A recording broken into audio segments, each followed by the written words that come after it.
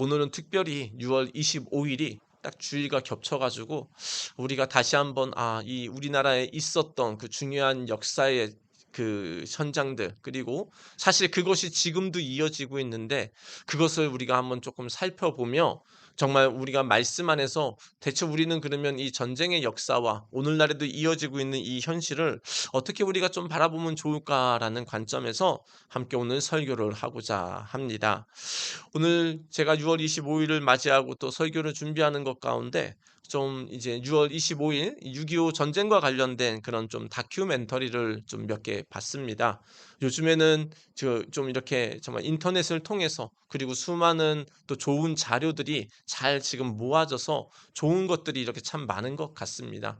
지금 저희가 이제 제가 이번 주에 봤었던 그 영상들도 보면은 좀 미국에서 그 당시에 찍었던 이제 흑백 그런 영상들, 또 우리나라에 있는 자료들, 그 모든 것들을 잘 조합해 가지고 만든 아주 좋은 다큐멘터리였죠. 아마 KBS에서 만든 그런 도금 다큐멘터리였고요.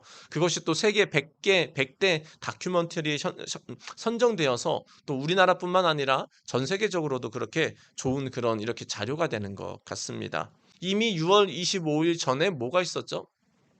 전쟁의 그런 전조 형상들이 참 많았다라는 겁니다. 그러니까 단순히 그냥 갑자기 6월 25일 새벽에 북한이 갑자기 우리나라에 그 전쟁을 일으킨 게 아니고 이미 그런 많은 그런 그 남과 북의 그런 안타까운 일들이 이미 그전에 있었다라는 것이죠. 아주 간단히 정리하면 그렇습니다.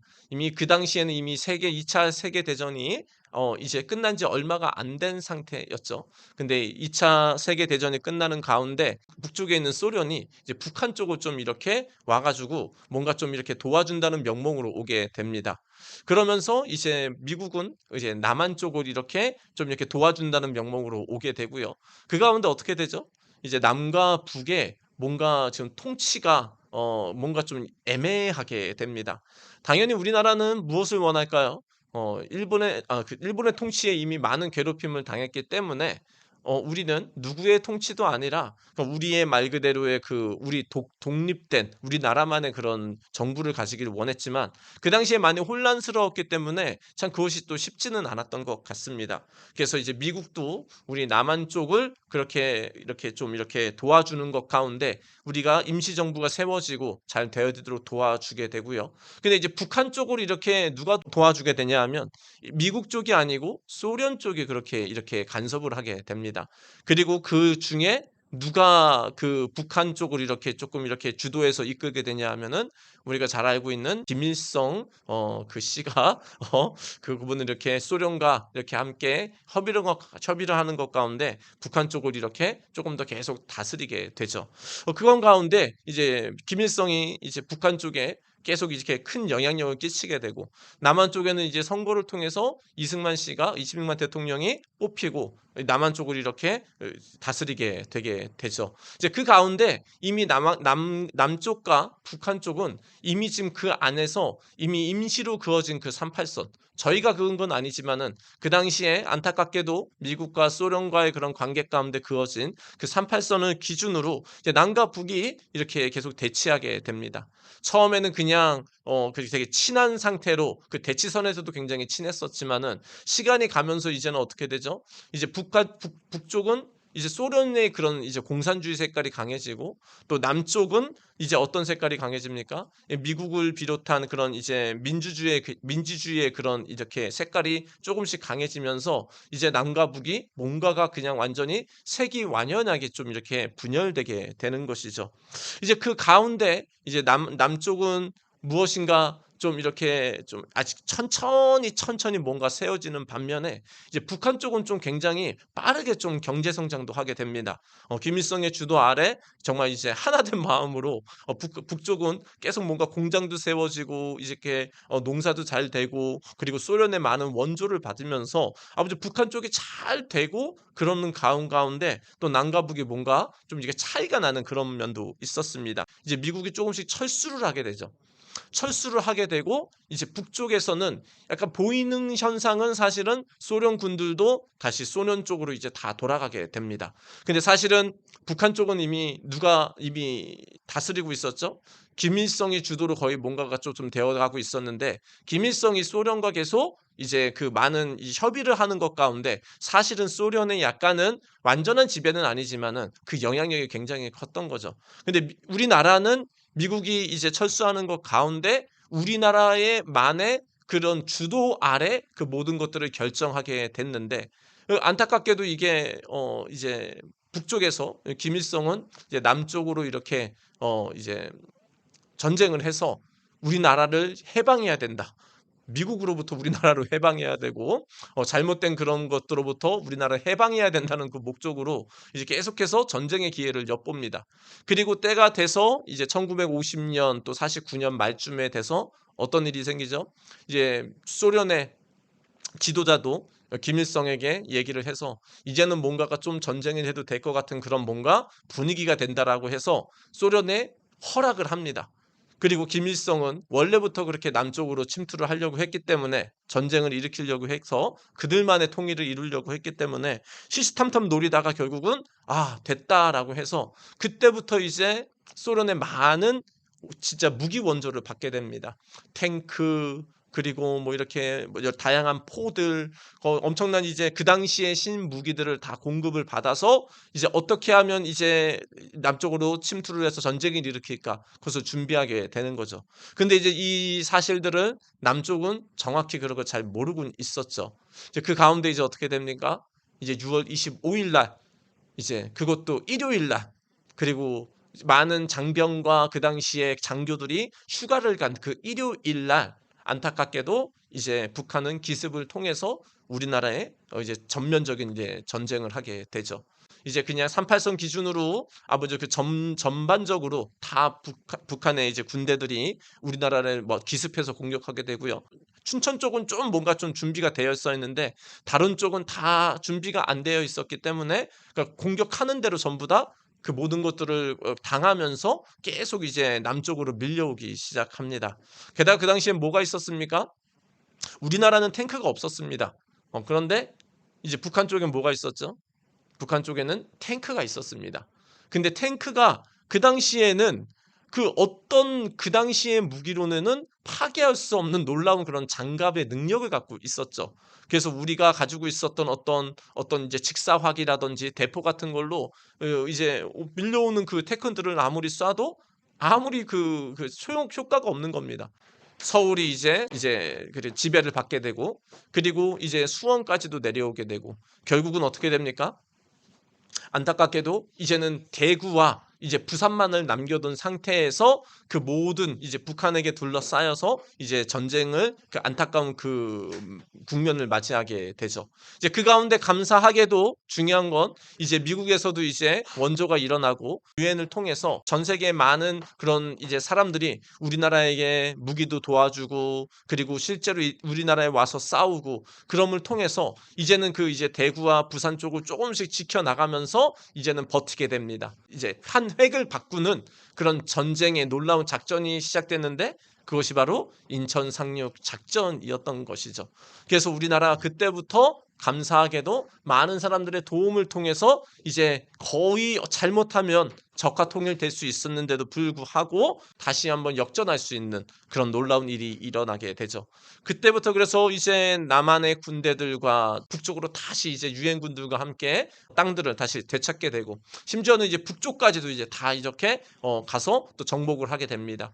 그 가운데 또 이제 소련과 또 중국의 그런 도움을 통해서 북한들이 또 힘을 얻어서 또 우리나라가 또 밀리기도 하고 그 여차하는 것 가운데 결국은 지금 어떻게 되는 겁니까? 지금의 남한과 북한이 휴전의 상태로 지금까지 우리가 지금 오고 있는 것입니다. 우리가 간단하게 좀 제가 6.25의 그런 전쟁의 역사에 대해서 좀 살펴봤는데요. 왜 이게 중요하냐? 그 이유는 지금도 우리나라와 북한은 지금 어떤 상태에 있죠? 전쟁이 끝난 것이 아니고 지금도 여전히 휴전의 상태로 지금 되어 있다라는 겁니다.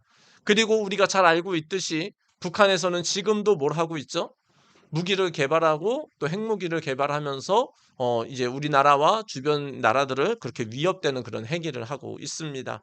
심지어는 북한이 지금 미사일을 개발해서 그 사정거리가 어디까지 나가죠? 이제 미국까지도, 미국의 본토까지도 나갈 정도까지 개발이 됐다라는 것이죠. 그래서 우리가 지금 우리나라의 이 상황이, 지금 우리나라는 사실은 굉장히 평화롭지만은 뭔가가 사실은 끝나지 않은 전쟁 가운데 지금도 긴장의 끈이 계속되고 있다라는 것입니다.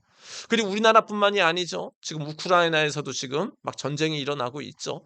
참 전쟁의 역사가 계속해서 끊어졌다가 이어졌다가 또 지금도 지금 심지어도 진행되는 것 가운데 결국은 피해는 누구에게 올까요? 피해는 누구에게 올까요?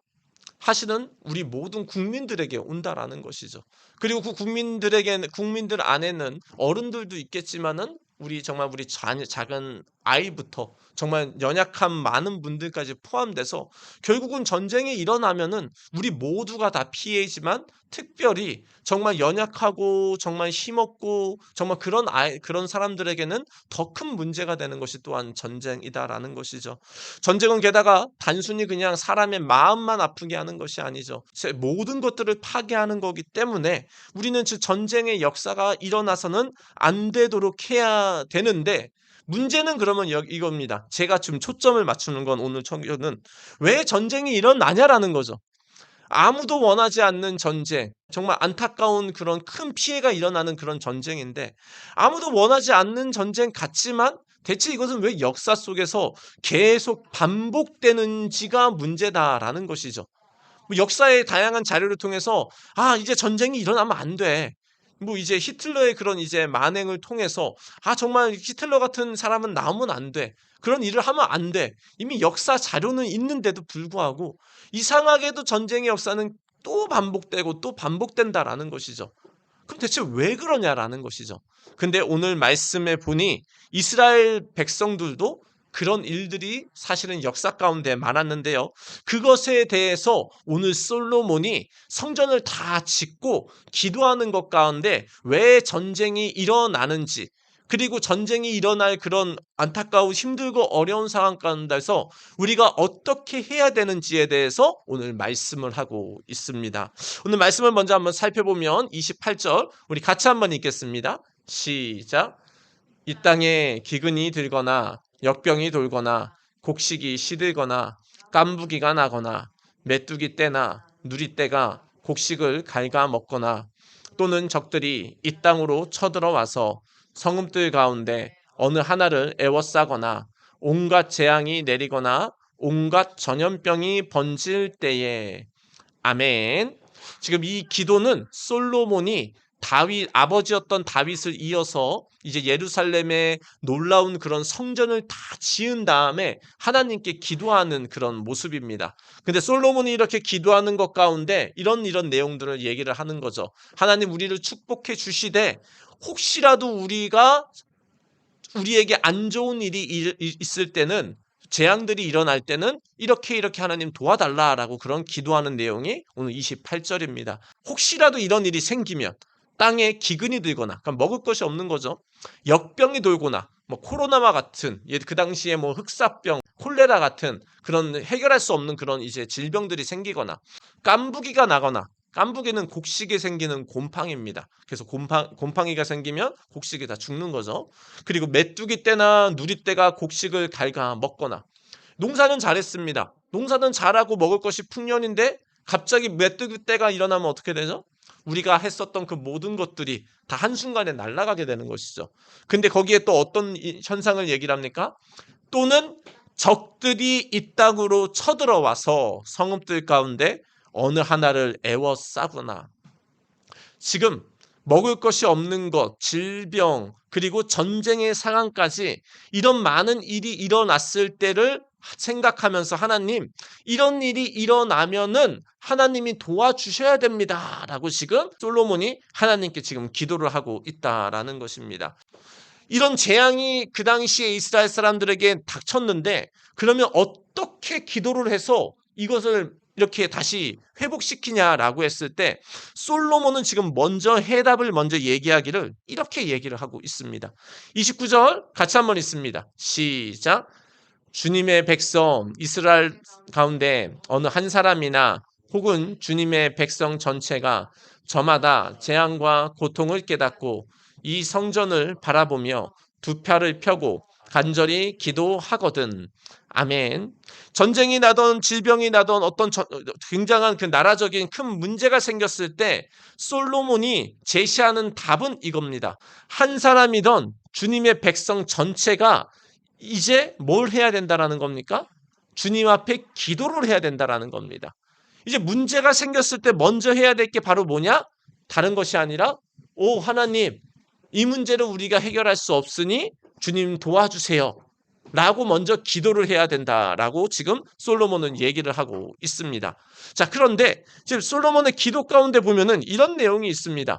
뒷절을 제가 주황색만 읽어보면 깨닫고 이 성전을 바라보며 두 팔을 펴고 간절히 기도하거든. 아멘. 그러니까 단순히 기도하는 게 아니고요. 지금 뭘 얘기하고 있냐? 깨달아야 된다라는 겁니다. 자, 다시 한번 얘기하면 전쟁이 만약에 나라에 일어났습니다. 땅에 농사가 안 되고 흉년이 들고 먹을 것이 없습니다.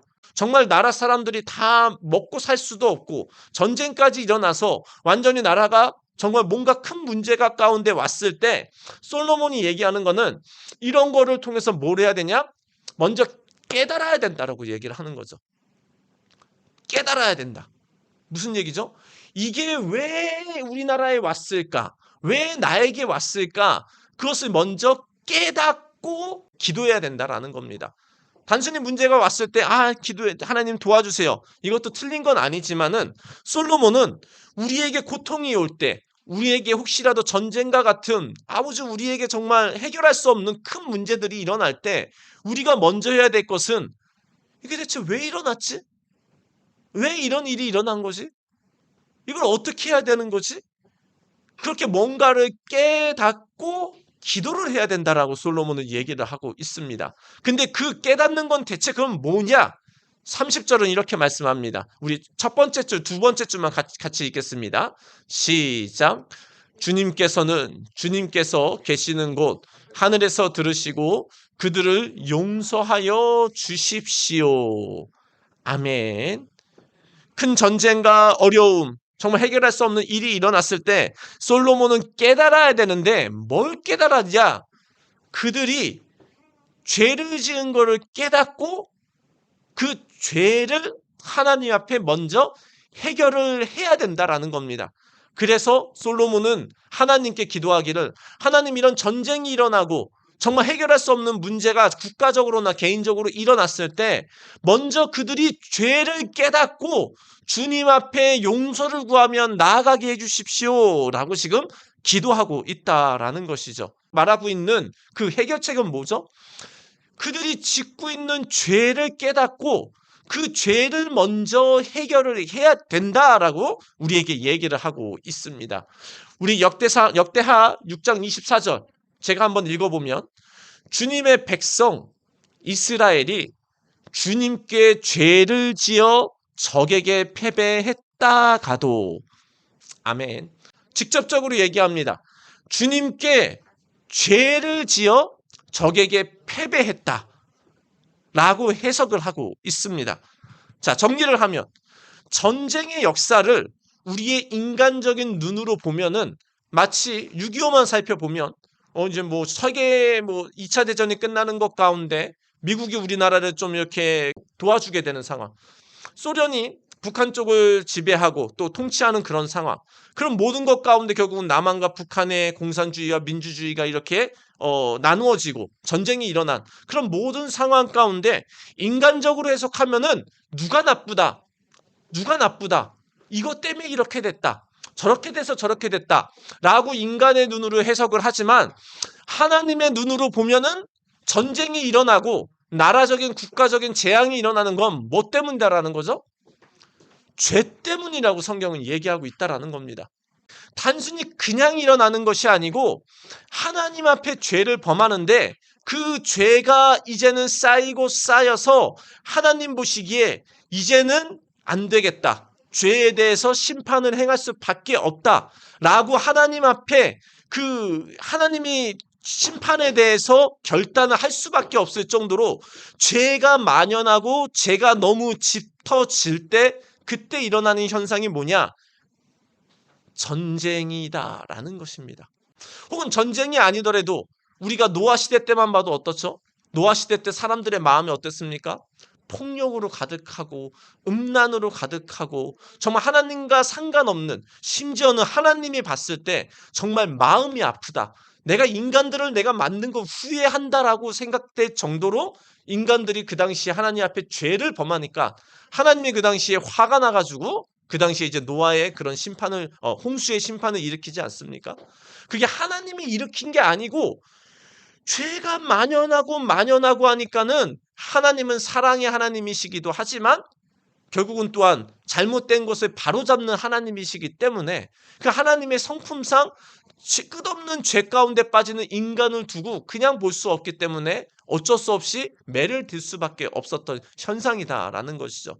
마찬가지로 똑같습니다. 이스라엘 안에 있었던 그런 다양한 전쟁들, 그리고 오늘날 우리나라에 지금 직면한 북한과 남한의 그런 이제 휴전의 현상, 그리고 지금 우크라이나와 러시아가 전쟁을 하고 있는 것들, 아프리카의 뭐 소수 민족들과 그 나라들이 여전히 지금도 싸우고 분쟁 가운데 있는 오늘날 2023년의 이 현실이 왜 싸움과 전쟁이 일어나냐? 성경은 분명히 얘기를 하기를 우리들의 죄가 짙어지고 진해져서 더 이상은 하나님 보시기에 그냥 볼 수가 없기 때문에 일어나는 현상이 전쟁이다라고 얘기를 하고 있는 겁니다.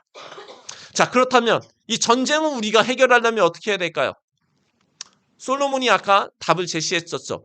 우리가 이 전쟁의 상황, 휴전의 상황, 정말 그런 모든 나라 가운데 일어나는 이 현상들을 우리가 대비하기 위해서 혹은 만약에 전쟁이 지금 우크라이나처럼 만약에 터진다면은 우리가 만약에 어떻게 반응해야 되냐?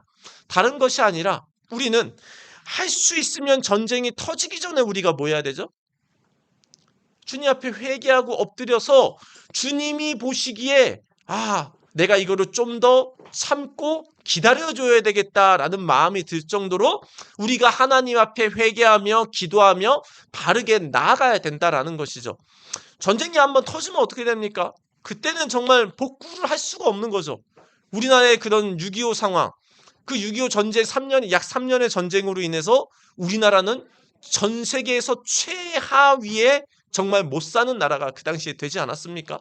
국제적인 원조를 받지 않으면 살 수 없는 그런 나라가 된 것이고요.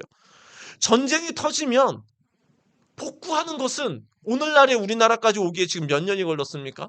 놀라운 그것도 하나님의 은혜로 약 70년이 넘지 않았습니까? 전쟁 이후로 지금? 그거를 복구하는 것은 너무나 힘들어요. 정말 인간적으로는 할 수 없을 정도로. 그렇다면은 우리가 먼저 해야 될 것은 무엇인가요? 하나님 보시기에 전쟁을 일으킬 만한 그런 죄악이 쌓이기 전에 하나님 앞에 회개하고 기도함으로 그 하나님의 전쟁을 하나님이 일으키지 않고 막아줄 정도의 우리가 하나님 앞에 회개와 주님 앞에 엎드림으로 나아가야 된다라는 것입니다. 우리는 때로는 그렇게 생각합니다.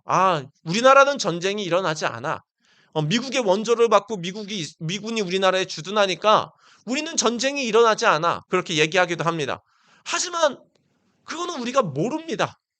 예를 들면 아프가니스탄 어떻게 됐습니까? 한 번에 미국 철수하니까 어떻게 되죠?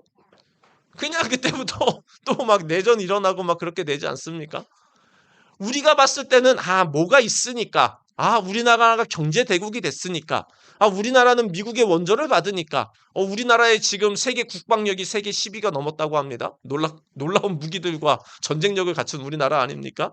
우리는 놀라운 전쟁력을 갖췄으니까 그것 때문에 전쟁이 안 일어나는 게 아니고 사실은 전쟁을 막아주는 건 결국은 누구죠? 하나님이 막아주셔야 되고 하나님이 붙잡아 주셔야 이 전쟁이 나지 않는다라는 것이죠.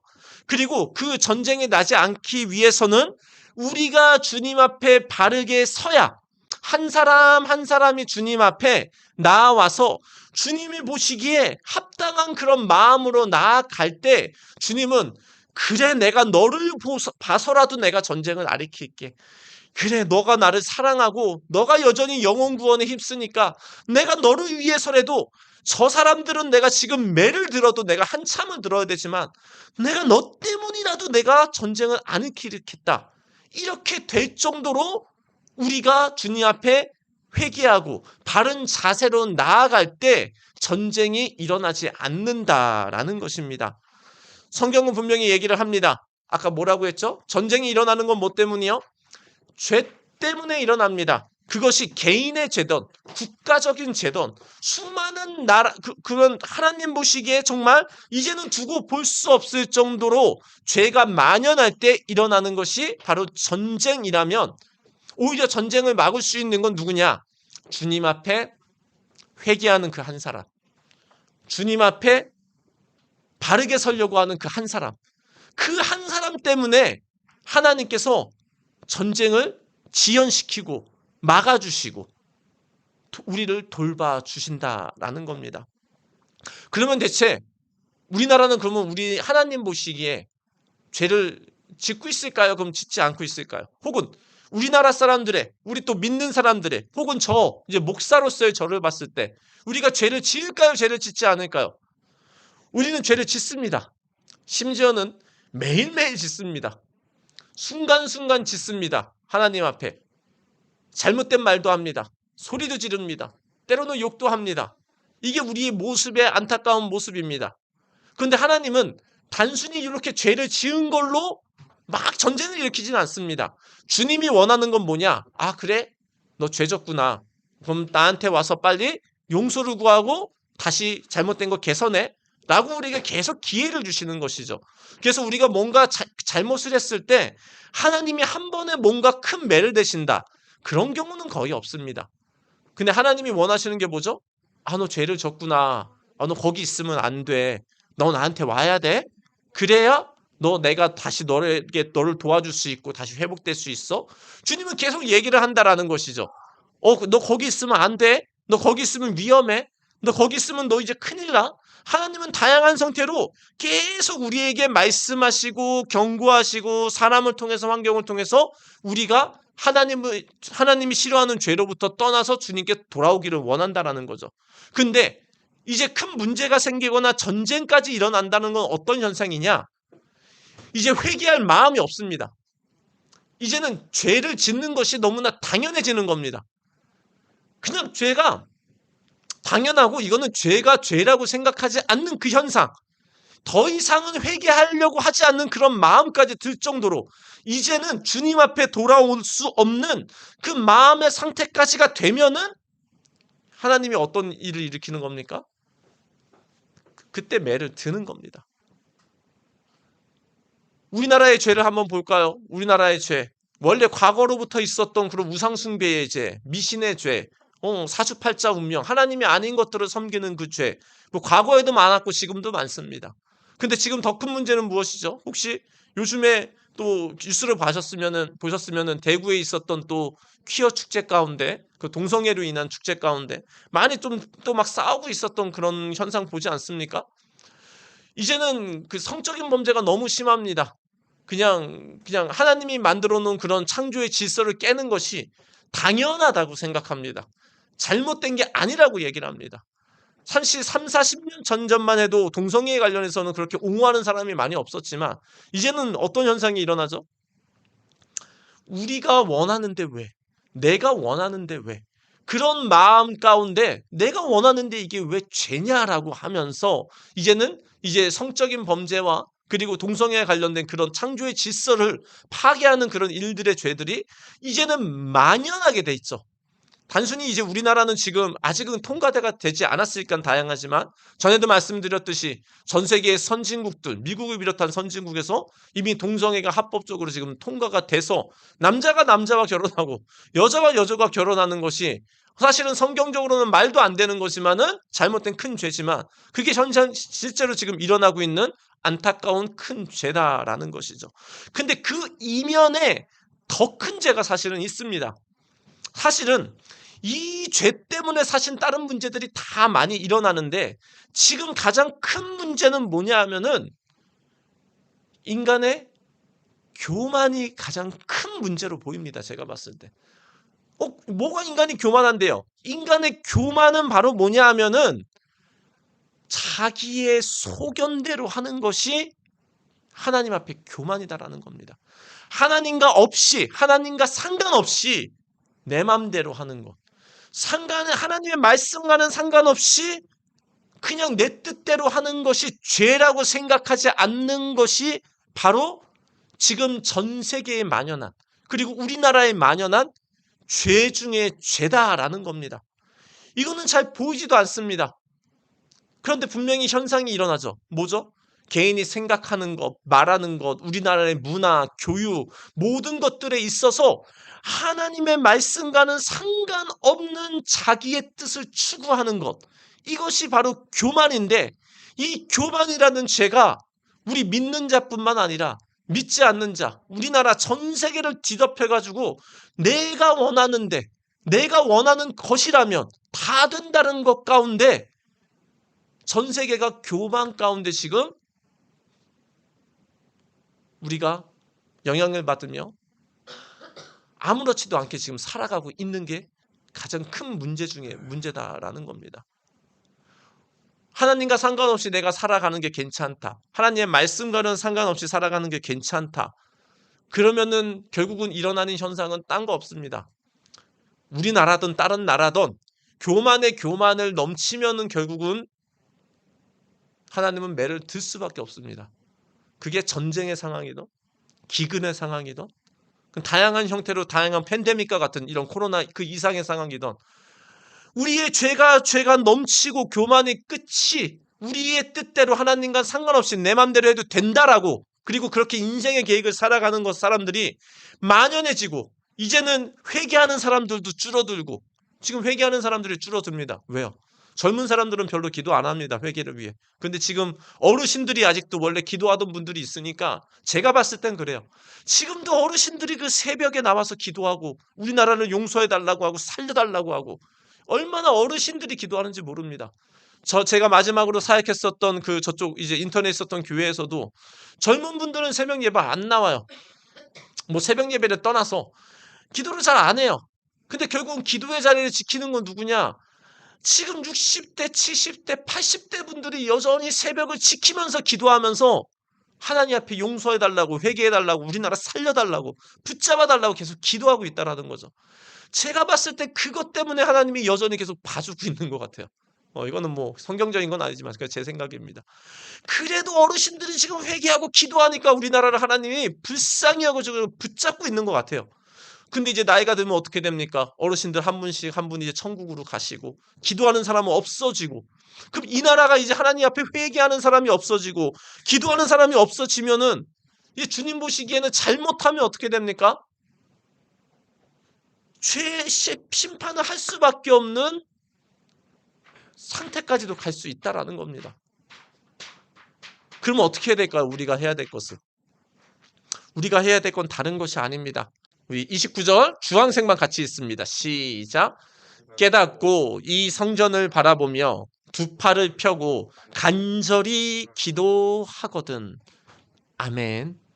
우리는 이 전쟁이 대치되고 있는 지금 상황, 북한이 핵을 쏘는 상황, 그런 거를 놓고도 우리는 빨리 이거는 지금 심각한 진영이다 라고 깨닫고 주님 앞에 기도하며 우리를 용서해달라고, 살려달라고, 우리 자신을 위해서, 우리 가족을 위해서, 우리 나라를 위해서 우리는 기도를 해야 됩니다. 또한 동성애와 관련된 하나님을 대적하는 이런 잘못된 분야가 이제는 당연시 되는 이 시대 가운데 우리는 경고의 말씀을 깨닫고 하나님, 이 잘못된 문화들이 없어지고 또 만연하지 않게 해달라고 우리는 기도해야 됩니다. 무엇보다 사람들이 하나님께 회개하고 돌아오도록 우리는 기도를 해야 되는 것이죠. 그리고 이제는 전 세계적으로 또 우리나라도 내가 원하면 돼. 내가 원하는 건 난 다 할 수 있어. 하나님과는 난 상관없어. 그런 교만이 가득한 이런 사회 문화 가운데에서 우리는 빨리 깨닫고 내가 주님 앞에 엎드려 기도함으로 우리가 하나님의 더 큰 재앙과 문제가 오기 전에 우리가 막아야 된다라는 것입니다. 감사하게도 우리는 아직까지 전쟁이 안 일어났습니다. 얼마나 감사합니까? 우크라이나는 지금 전쟁이 터졌습니다. 초토화됐습니다. 수많은 이재민들과 그냥 가만히 있다가도 그냥 막 천장이 무너지고 막 어디서 막 대포가 날라오는지도 모르고, 수많은 러시아 사람들은 지금 어떻습니까? 러시아의 젊은 장병들이 지금 갔다가 지금 다 지금 그냥 총알 맞이되고 있지 않습니까? 얼마나 안타깝습니까? 우리나라는 거기까지 안 되도록 어떻게 해야 되냐? 지금 깨닫고 주님 앞에 엎드려 간절히 기도해야 된다라는 겁니다. 하나님 내 죄를 용서해 주시고, 하나님 우리 교회의 죄를 용서해 주시고, 하나님 우리나라의 죄를 용서해 주셔서 하나님 주님 앞에 엎드리고 다시 주님 앞에 돌아오게 해주세요. 그리고 하나님, 우리 남한과 북한이 전쟁으로 인해서 정말 안타까운 일이 다시는 일어나지 않고 남과 북이 평화 통일이 있을 수 있도록 하나님 도와주세요. 심지어는 저는 그런 기도도 가끔 합니다. 하나님, 저 북한의 김정은도 빨리 회개하고 돌아오게 해달라고. 정말 행했었던 그런 행적들을 보면은 그런 기도를 하고 싶지 않지만, 그럼에도 불구하고 그 기도를 제가 가끔 하는 건, 그 사람이 바뀌어야 북한이 다 살 거 아니지, 살게 되는 거잖아요. 북한의 그 잘못된 사람들이 잘못된 생각을 바꿔야 북한 주민들이 사는 건 아니겠습니까? 지금 러시아도 뭐 똑같은 거 아닙니까? 그 지도자가 잘못된 생각 하나 갖고 있으니까 다 나라가 문제가 되는 것들. 그래서 우리는 내가 마음에 안 들어도 그들을 위해서 또 회개하고 기도를 해야 되는 것이죠. 우리 성도님들은 어떻습니까? 지금 하나님 앞에, 하나님 보시기에 지금 내가 사랑받고 칭찬받는 영적인 상태이십니까? 아니면 하나님이 봤을 때에 이건 매를 댈 수도 없고 매를 안 댈 수도 없고, 혹은 그런 상태입니까? 혹은 이제는 죄가 내 안에 가득해서 만연해서 회개도 할 마음도 없어져서 곧 있으면 하나님이 매를 들기로 작정하는 상태이십니까? 우리는 아무도 모릅니다. 누가 누구를 판단할 수는 없지만 확실한 건 무엇이죠? 빨리 주님 앞에 내 안에 잘못된 생각이 있으면 빨리 회개하고 주님 앞에 돌아와 엎드려야 된다라는 겁니다. 그러면 삽니다. 내가 지금 어떤 마음의 상태건 그게 중요하기보다는 내가 빨리 깨닫고 주님 앞에 엎드리면 주님은 다시 한번 기회를 두시고 사랑하시고 다시 은혜를 베풀어 준다라는 것이죠. 주님이 원하는 건 우리에게 매를 드는 거 아닙니다. 주님이 원하는 거 우리를 혼내는 거 그거 아닙니다. 빨리 잘못된 죄에서 돌아와서 주님 안에서 하나님의 축복을 받으며 다시 회복을 하자라는 겁니다. 인간이 뭐 살아봤자 90년이고 100년이고 뭐 잘나봤자 결국은 뭐 거기서 거기 아닙니까? 인간이 그렇게 뭐 대단한 것 같아도 별거 아닙니다, 사실은. 병들면은 아플 수밖에 없는 거고. 저도 요즘에 이상합니다. 막 이제 막 가슴 쪽 아래에 갈비뼈가 갑자기 이번 주에 아프더라고요. 아, 이건 또 무슨 현상이야. 누구 맞은 적도 없고 부딪힌 적도 없습니다. 아, 근데 갑자기 갈비뼈가 오른쪽 아래가 아파서 아, 이건 또 무슨 현상이야. 이거 뭐야. 그러면서 인간의 연약함을 또 다시 한번 또 보게 되면서, 야, 어쩔 수 없구나. 나이가 들면 뭐 하나가 아프게 되고 예전하고 다르게 되는 것이고 기억력도 점차 감퇴하게 되는 것이고, 이건 뭐 어쩔 수 없는 인간의 그냥 연약함이구나. 결국은 우리가 의지할 건 누굽니까? 하나님밖에 없고 주님 앞에 엎드릴 수밖에 없는 게 결국은 인간이다라는 것이죠. 근데 못 깨달으면 어떻게 됩니까? 잘못된 길을 가도 괜찮다라고 생각합니다. 고통을 당해도 괜찮다고 생각합니다. 이 상태가 되면은 주님은 매를 댈 수밖에 없는데, 주님이 오늘 우리에게 이 말씀을 주시는 건 뭡니까? 다시는 개인적으로든 가정적으로든 나라적으로든 하나님의 전쟁이든 어떤 재앙이 우리나라에 일어나지 않도록 주님 앞에 회개하고 엎드리라고 주님이 우리에게 말씀을 하고 있다라는 것입니다. 그게 한 사람으로부터 시작이 되는 것이죠. 국민 전체가 다 회개하겠습니까? 그게 아닙니다. 한 사람이 내 죄를 위해 내 죄를 통곡하며 기도하며 주님 앞에 나아가고, 그리고 그 한 사람이 우리나라를 위해서 기도하고, 그것이 마치 불길처럼 한 사람이 회개하고 기도하고 한 사람이 회개하고 기도하고 그것이 퍼지면 하나님은 내가 너 때문이라도 내가 우리나라를 축복한다. 내가 너를 위해서라도 내가 다시 우리나라를 일으킨다. 그렇게 되는 것 아니겠습니까? 전 세계적으로 우리나라를 보며 놀라운 기적이라고 얘기하죠. 있을 수 없는 그런 6.25 전쟁 상황에서 회복이 됐다라는 것이죠. 그런데 그 이면에 누가 있었습니까? 수많은 믿음의 어르신들이 두 손 들고 간절히 기도하며, 그 당시에는 에어컨도 없고 난방기기도 없는 정말 차가운 마룻바닥에서 주님 없으면 안 됩니다, 그렇게 부르짖으면서 사람들이 주님 앞에 나아가서 주님이 여기까지 일으켜 줬다라는 거죠. 이제는 누굽니까? 우리 차례입니다. 우리가 주님 앞에 철저히 우리 자신을 주님 앞에 엎드리고 주님 앞에 바르게 서고, 또 우리나라를 위해서, 우리 주변을 위해서 기도할 때 하나님은 다시 한번 놀라운 기적을 일으킬 수도 있습니다. 하지만 우리가 여기서 주님 앞에 엎드리지 않으면 우리는 안타까운 일들이 올 수도 있습니다. 왜냐? 저는 우크라이나를 보면서 사실은 깜짝 놀랐습니다. 전에도 얘기했지만 전쟁이 다시는 없을 줄 알았는데 일어날 수 있다라는 겁니다. 그러면 그것이 나에게는 없지라고 생각하면 되는 게 아니고, 나에게도 저런 일이 있을 수 있다는 걸 빨리 깨닫고 주님 앞에 내가 자세를 엎드리고, 우리 모두가 주님 앞에 낮아지고, 우리나라 사람들이 주님 앞에 엎드려 회개하면 주님은 다시 그런 전쟁을 일으키지는 않으시겠죠. 중요한 건 납니다. 내가 회개하고 내가 엎드려야 되고, 내가 우리나라를 위해서 기도를 해야 됩니다. 그때 하나님께서는 우리를 향한 마음이 재앙과 심판이 아니라 평화요, 회복과 축복으로 바뀌게 될 것입니다.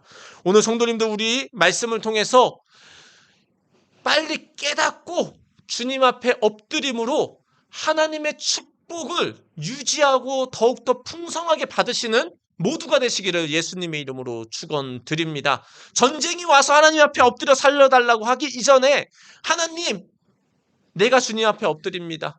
하나님, 전쟁이 오기 전에, 나에게 재앙이 오기 전에 주님 앞에 엎드려 내가 회개하고, 우리나라가 회개하고, 우리 교회가 회개하여 주님 앞에 바르게 서서 다시 하나님 앞에 축복의 나라로 살게 해달라고, 더 나아가서 우리나라에 받은 축복을 전 세계에 증거하는 그런 축복의 통로가 되는 나라가 되게 해달라고 기도하시는 우리 모두가 되시기를 예수님의 이름으로 축원드립니다.